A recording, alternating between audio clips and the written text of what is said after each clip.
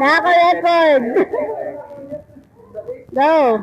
Well, anyway, thanks for having me here. Thanks for inviting me here, Mitch. And for the last few days and for the last 12 months, I'm sorry.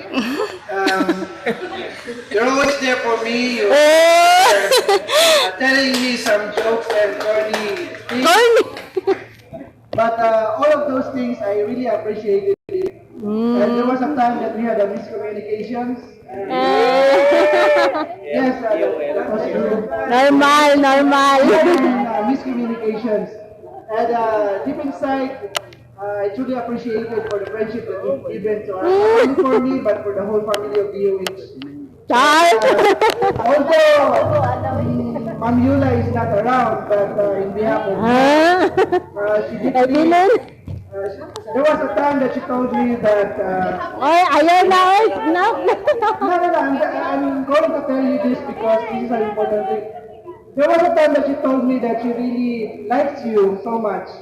Not only for the, your performances, but yours as a personality as well. That is why I did not hesitate to tell Ma'am Yula that you have the potentials and you have all the